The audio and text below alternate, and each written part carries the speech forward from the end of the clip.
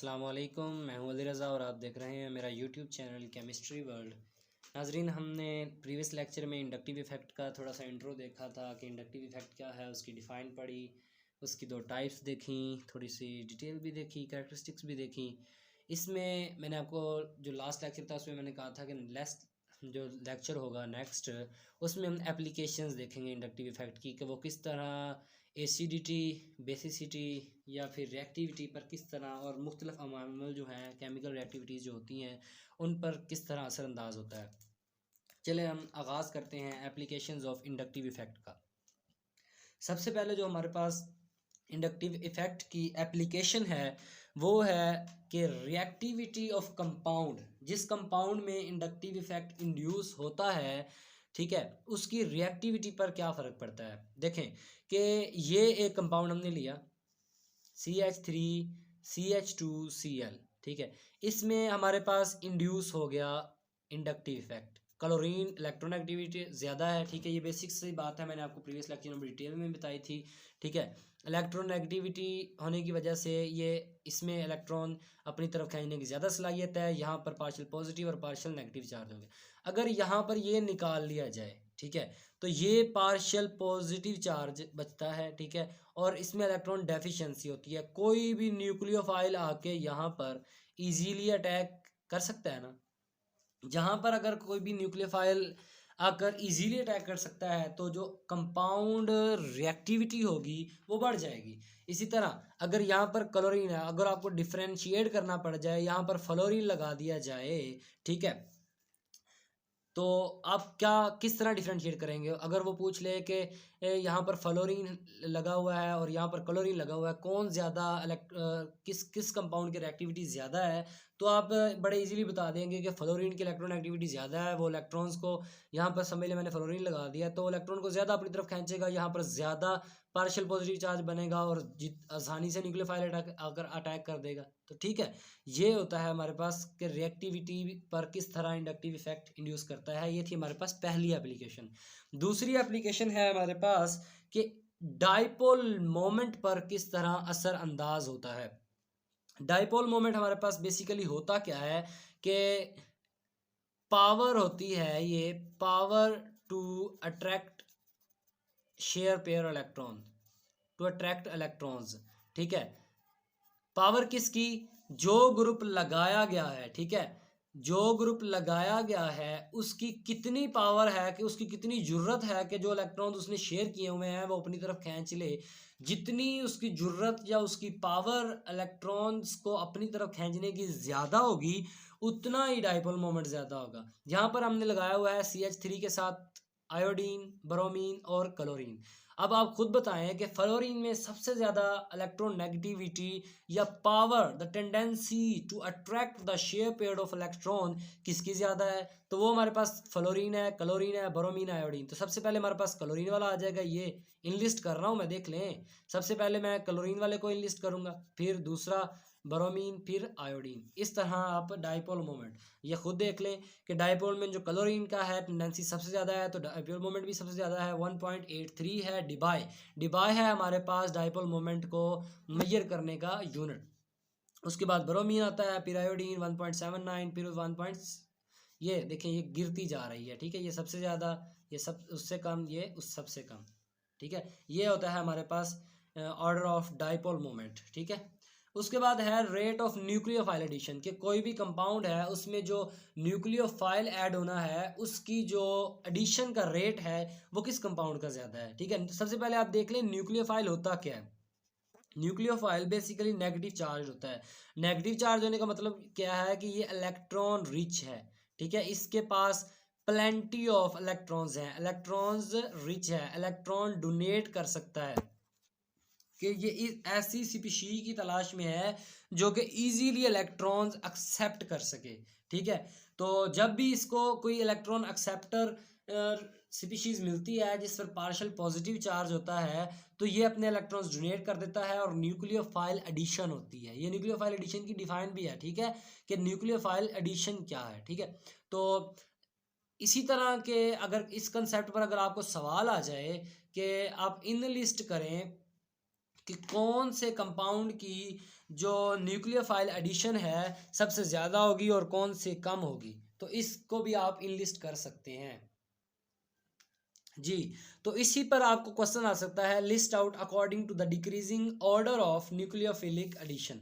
Nucleophilic addition के मुताबिक decreasing order में, ये भी आपने याद रखना है कि वो डिक्रीजिंग कह रहा है, ये ना हो आप सबसे पहले इंक्रीजिंग वाला लिख दें, ठीक है। तो डिक्रीजिंग ऑर्डर ऑफ न्यूक्लियोफिलिसिटी, तो सबसे पहले आप देखेंगे कि इंडक्टिव इफेक्ट यहाँ पर इंड्यूस होता भी है या नहीं, ठीक है। तो सबसे पहले आप देखें कि इंडक्टिव इफेक्ट यहाँ पर तो इंड्यूस हो रहा है, क्लोरीन के 3 है, हाइड्रोजन तो आपको पता है सबसे, बेशक आप विड्रॉइंग सबसे कम है मगर ये electronic effect inductive effect induce करता है। उसके बाद मिथाइल है, ठीक है, ये भी हमारे पास इंडक्टिव इफेक्ट इंड्यूस करता है, यहाँ पर दोनों मिथाइल हैं। तो सबसे पहले आप देखें कि डिक्रीजिंग ऑर्डर में लिखना है, इसका मतलब आपने सबसे पहले वो कंपाउंड लिखना है जिसकी न्यूक्लियोफिलिक एडिशन सबसे ज़्यादा होगी। अब यहाँ पर गौरतलब बात यह है कि न्यूक्लियोफाइल का ऐड होना किस तरह आसान होगा, किस कंपाउंड में क्यों आसान होगा। देखिए यहाँ पर क्लोरीन के 3 है, मैं यहाँ पर खोल के लिख देता हूँ, ये एक हो गया, ये एक हो गया क्लोरीन और ये एक हो गया क्लोरीन। अब ये भी क्लोरीन इलेक्ट्रोनेगेटिव होने की ज़्यादा कार्बन के गिर्द है ना ये तीनों सेंट्रल कार्बन, तो ये भी इलेक्ट्रॉन विड्रॉ करेगा अपनी तरफ, ये क्लोरीन भी विड्रॉ करेगा।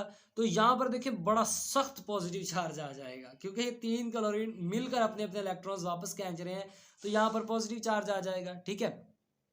यहाँ पर जब पॉजिटिव चार्ज आ जाएगा तो न्यूक्लियोफाइल बड़े इजीली आके अटैक कर सकता है, ठीक है। यहाँ पर चले, ये बात कर ली हमने, यहाँ पर 2 हाइड्रोजन है, तो एक हाइड्रोजन अगर अपने इनकी ना कार्बन और हाइड्रोजन की जो इलेक्ट्रोनेगेटिविटी होती है वो अप्रोक्सीमेट इक्वल होती है, ठीक है। अप्रोक्सीमेट इक्वल होने की वजह से जो इनकी इलेक्ट्रोनेगेटिविटी खास इनका फ़र्क नहीं होता, तो वो इलेक्ट्रॉन्स थोड़े बहुत विड्रॉ करते हैं, इससे कम करेंगे क्लोरीन के, क्योंकि क्लोरीन की हाइड्रोजन से जो इलेक्ट्रोनेगेटिविटी है वो ज़्यादा है, ठीक है। तो ये है हमारे पास सेकंड। थर्ड में जो है हमारे पास ये है मिथाइल ग्रुप, ठीक है। मिथाइल जो है इन दोनों से कम इलेक्ट्रोनेगेटिव है, ठीक है, कम इलेक्ट्रोनेगेटिविटी है और ये इलेक्ट्रॉन डोनेटिंग की तरफ चला जाता है, ठीक है, ज़्यादा। तो ये इससे कम जो उसमें न्यूक्लियोफाइल एडिशन होगी, क्योंकि ये कम उससे इलेक्ट्रॉन खींचेगा तो इस पर कम पार्शियल पॉजिटिव चार्ज आएगा, ठीक है, कम पार्शियल पॉजिटिव चार्ज आएगा। उसके बाद यहाँ पर चौथे वाले में 2 मिथाइल ग्रुप हैं, तो ये एसीटोन है बेसिकली, तो ये सबसे कम होगा, तो इसलिए सबसे ज़्यादा हमारे पास ये होगा, ठीक है, 3 क्लोरीन हाइड्रोजन लगे हुए हैं। उसके बाद ये होगा, ठीक है। उसके बाद जो सेकंड थर्ड नंबर पर होगा उस इससे कम इसकी होगी, ठीक है, 1 मिथाइल वाले की, और उससे कम 2 मिथाइल वाले की। ये सबसे पहले आपने देख लिया रिएक्टिविटी ऑफ कंपाउंड किस तरह अफेक्ट करती है, डाइपोल मोमेंट, फिर रेट ऑफ न्यूक्लियोफाइल एडिशन किसी कंपाउंड में किस तरह इंडक्टिव इफेक्ट असरअंदाज होता है उस पर। अब हम देखते हैं इसका जो फोर्थ पॉइंट जो है ना हमारे पास, बड़ा ही इम्पोर्टेंट और मैसिव मार्क्स के हवाले से है ये हमारे पास। इसमें से बहुत से सवाल पूछे जाते हैं कि जो कार्बोक्सिलिक एसिड है इसकी एसिडिक स्ट्रेंथ बतानी होती है हमने। मुख्तलिफ कार्बोक्सिलिक एसिड्स हैं, ठीक है, उनकी हमें एसिडिक स्ट्रेंथ बतानी होती है। जैसे एसिटिक एसिड होती है, क्लोरो एसिटिक एसिड होता है हमारे पास, तो इनमें से कौन सा एसिडिक ज़्यादा है, ठीक है, हमें ये बताना होता है। इस तरह के सवाल आते हैं हमारे पास। तो हमारे पास बेसिकली कार्बोक्सिलिक एसिड होता कौन सा है, ठीक है, ये देखें हमारे पास कार्बोक्सिलिक एसिड RCOOH होता है। और हमारे पास जो एसिड होता है बेसिकली एसिड की डिफाइन हम किस तरह करते हैं, that can donate H+ ions easily H+ ions दे सके तो वो हमारे पास स्ट्रॉन्ग एसिड होता है कि ऑक्सीजन अपने इलेक्ट्रॉन्स वापस ले ले, ठीक है, अपनी तरफ खींच ले, और ये जो H+ आयन है हमारे पास फ्रीली मूव करे, ठीक है, तब हमारे पास ये एसिडिक हमारे पास होगा, ज़्यादा स्ट्रॉन्ग एसिड होगा। मगर देखें जैसे ही हमारे पास ये अपने इलेक्ट्रॉन्स अपनी तरफ विड्रॉ करता है तो ये हो जाता है हमारे पास पार्शियल नेगेटिव और ये हो जाता है हमारे पास पार्शियल पॉजिटिव। और ये नेगेटिव कहता है जी आजा तू नहीं जाना, अभी आपने नहीं जाना, आप यहीं पर रहें। तो यहाँ पर मसला यहाँ पर ये होता है कि H+ आयंस को नहीं जाने देता। तो किस तरह ये एसिडिक होगा, तो कुछ इधर लगा दें ऐसा कि जो नेगेटिव चार्ज है वो अपनी तरफ बांटे, ठीक है, इंडक्टिव इफेक्ट को इंड्यूस करे। तो यहाँ पर इलेक्ट्रॉन विद ड्राइंग ग्रुप लगा दें आप, तो वो इस नेगेटिव चार्ज को, क्योंकि वो खींचेगा, ठीक है, नेगेटिव चार्ज इस पर, ये इलेक्ट्रॉन्स नेगेटिव हो गए हैं ना, ठीक है, तो वो अपनी तरफ खींचेगा तो नेगेटिव चार्ज बढ़ जाएगा। तो इस तरह हमारे पास जो एसिड होगा वो ज़्यादा स्ट्रॉन्ग होगा। तो हमने क्या देखना है कि जो हमारे पास एसिड गिवन है उसके जो बैक साइड पे है वो ग्रुप जो लगा हुआ है वो कितना स्ट्रॉन्गली, ठीक है, strongly electron with drawing group है, ठीक है। इसी हवाले से हम देखते हैं कुछ एग्जाम्पल, ठीक है। फर्स्ट मैं लेता हूँ 4 एग्जाम्पल्स, ठीक है, 4 एग्जाम्पल्स लेता हूँ एसिडिक कार्बोक्सिलिक एसिड की, ठीक है। हमारे पास ये एक एसिड है, ये एसिड नंबर 2, ये 3, ये 4। इस पर बेसिकली हमने किया गया है कि जो हमने रिएजेंट लगाया है, ग्रुप लगाया है, उसको डिफरेंट पोजीशंस पर लगाया है, ठीक है। सबसे पहले ये है ना हमारे पास मेन फंक्शनल ग्रुप, जो उसके साथ वाली कार्बन होती है वो होती है हमारे पास अल्फ़ा। तो सबसे पहले हमने अल्फ़ा पर लगाया है, ठीक है, अल्फ़ा पर हमने फ्लोरीन लगाई है, फिर हमने बीटा पर फ्लोरीन लगाई है, फिर हमने गैमा पर फ्लोरीन लगाई है, ठीक है, और फिर हमने लगाई नहीं।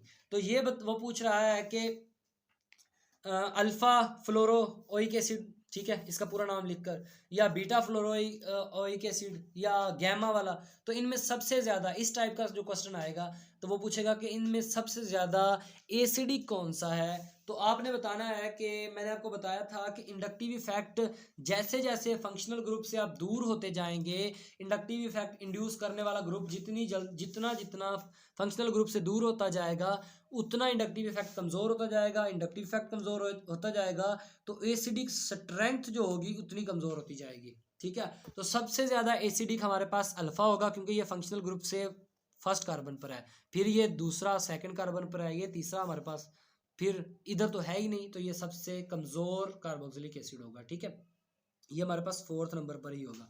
तो ये थी कि फलो जो हमने लगाए हुए हैं ग्रुप, उनकी पोजीशनिंग का फ़र्क होने की वजह से, ठीक है, सेम फंक्शनल ग्रुप लगाया हुआ है, सॉरी फंक्शनल ग्रुप कह रहा हूँ, सेम हमने ग्रुप लगाया हुआ है जो कि इंडक्टिव इफेक्ट इंड्यूस कर रहा है, मगर मुख्तलिफ पोजीशंस पर लगाया हुआ है, तो उसकी एसिडिक स्ट्रेंथ पर क्या डिफरेंस पड़ता है, ठीक है। अगर तो वो अल्फ़ा पर लगा होगा, अल्फ़ा वाला सबसे ज़्यादा होगा, फिर बीटा वाला होगा, फिर गैमा वाला, फिर उसके बाद वाला होगा, ठीक है। ये होता है इनका 3 केसेस, ठीक है। उसके